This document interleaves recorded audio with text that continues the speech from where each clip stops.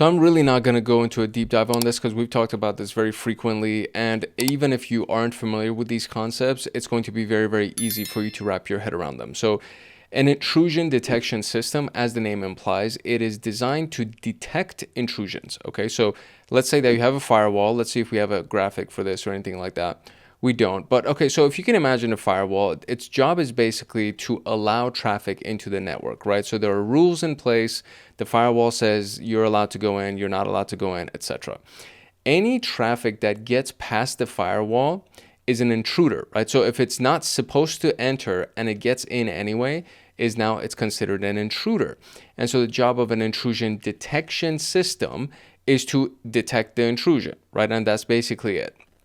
And then from there, it's up to the analyst, the security analyst, to do something about it, because it'll generate an alert for us. And then it's our job as the analyst to respond to those alerts, right? That's an intrusion detection system. It just detects and alerts, and it does nothing else.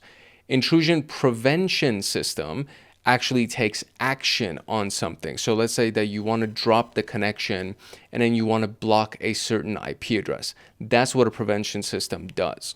So kind of reading through this, again, I'm just kind of going to gloss over it, right? So we also talked about this in the very last episode. So intrusion detection systems come in two formats. We have the network intrusion detection system that is assigned to the entire network and all of the devices in the network. And then there's the host-based intrusion detection that is just assigned to a specific host. So if you think about it, in the network, there's going to be, sometimes thousands of hosts. And so it's very difficult and it becomes very overwhelming to have a host-based intrusion detection system on every single one of those 1,000 hosts. And then the analyst has to monitor 1,000 different inputs, right? They have to monitor 1,000 different interfaces. Where when you look at the network version, they just monitor one certain interface, but within that one monitoring, they get access to all of the data that's coming from those 1,000 different host-based IDSs, right? Or those 1,000 different hosts, I should say. So the question is like, okay, well, why would there even be a host-based if there is no, if you can just use the network? And that's a great question. And sometimes you have 3 devices inside of the network and you want to look at all of the details of all of those devices on a granular level, which is why a host base was created, because sometimes you really do want to see everything that goes on in a given host instead of just looking at the network at large. So a network looks at all the devices, all the hosts inside of a network. The host base just looks at that one host, right? That's basically it.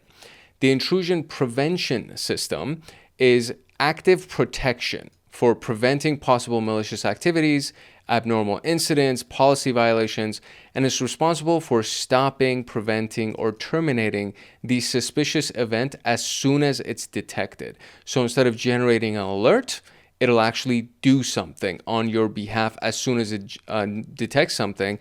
And then it'll create an alert and it'll say, hey, this is what I detected, and then this is what I did about it. So it's similar to what we looked at with the intrusion detection. There's actually intrusion prevention on the network level. So it looks at intrusion prevention on the network level, all the traffic from the various areas of the network to protect the traffic on the entire subnet. If its signature is identified, the connection is terminated. And then there's behavior-based intrusion prevention, which is network behavior analysis, which systems monitor that the traffic that flow from various areas of the network, and the aim is to protect the traffic on the entire subnet. If an anomaly is identified, the connection is terminated. So the anomaly part of it is very important. So most often than not, there's going to be signature detection, which is like a giant database of signatures, a giant database of, call them like an identifier, right? That identifier, if the IDS or the IPS notices that identifier entering the network, just because it matches the database, right? It matches something inside the database. They're like, oh, I know this is malicious. We're going to block it immediately. Behavior-based isn't really that hard set rules, because a lot of times hackers will actually develop something brand new. It's called a 0-day. And so a 0-day exploit is not inside of a database because there's never been a detection about it. Nobody knows about it. And so we now need to watch the normal behavior of our network, also known as the baseline. And then if we actually notice anything that deviates from that baseline, that would be considered an anomaly. And so that's when the trigger goes off and the alert is generated, or the IPS will block certain activities from taking place, because it's like, okay, well, this is outside of the baseline behavior. I think this is an intrusion. Now, this can actually also yield a lot of false positives, because behavior-based analysis can see something that could just have been an honest mistake, or it could have been something that somebody did wrong, but they weren't actually trying to hack us, right? So something like that, and then it'll be like, oh, this is a red flag. I'm going to go ahead and block this. So it generates a bunch of false positives. So that's one of the things that with behavior-based systems, we have to constantly be tweaking and optimizing so that it gets more honed in on what the baseline actually is, so that it really does detect something that is actually malicious instead of generating a bunch of false positives. The network behavior analysis system works similar to the network intrusion prevention system. And the difference between the two is that behavior-based systems require a training period, also known as baselining, to learn the normal traffic and differentiate the malicious traffic. This model provides more efficient results against new unknown threats, but it's more resource intensive and it takes longer. The system is trained to know the normal and to detect the abnormal. The training period is crucial to avoid false positives. If there's a security breach during the training period, the results will be highly problematic. Another critical point is to ensure that the system is well trained to recognize benign activities, which is again why we have optimization going on. Then we have the wireless intrusion prevention system, also known as the WIPS, which monitors the traffic from a wireless network. Its aim is to protect wireless traffic and stop possible attacks. This one's kind of basic to understand. And then we have the host-based intrusion prevention system, which is very similar to the host-based intrusion detection system, except this one actually prevents activities from going further.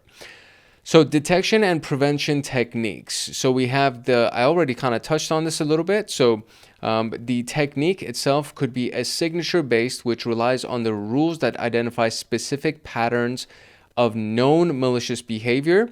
This helps to detect known threats, and this requires that we have a really big database of known behavior or known signatures.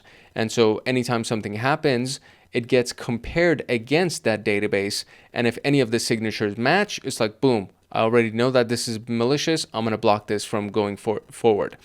Behavior-based is not so hard and set in its rules. It identifies new threats with new patterns that pass through signatures, and the model compares known or normal behaviors with unknown or abnormal behaviors. So it compares the baseline against anomalies, which helps detect previously unknown or new threats. And then we have policy-based, which compares detected activities with system configurations and security policies, which helps detect policy violations. So, in summary, the IDS can identify threats, but it requires user assistance to stop them. It just detects the threat and it gives an alert. An IPS can identify and block the threats with less user assistance at the time of the detection, but it'll still generate a report, which is nice, so that you can go ahead and review what just happened. So, how does Snort come into play, knowing all of this? So the rest of the official description is available on their website, obviously, if you wanted to. I think it's called Snort. Or, well, who's the company that started Snort? I want to say, no, Portswigger is Burp Suite, I think. Yeah, Burp Suite is Portswigger. So Snort is probably a different company that I'm now getting confused. But the Snort website, there's the full description of what it is and what you can do and how you can download it, all that stuff. So let's look at the description here. It says it can be deployed inline to stop these packets as well. Snort has 3 primary uses: packet sniffer, packet logger, and then the network intrusion detection system or intrusion prevention system. It can be downloaded and configured for personal and business uses alike. It's open source, rule-based network intrusion detection prevention system. It was developed and maintained by Martin Roche. Open source contributors like the Cisco Talos team, as everybody else. So there we go. If you want to read through all of these, you can go ahead and read through that. I'll give you a couple of seconds. 1, 2, 3, moving forward. The modes are important. So we have sniffer mode, which basically is like TCP dump or Wireshark capture.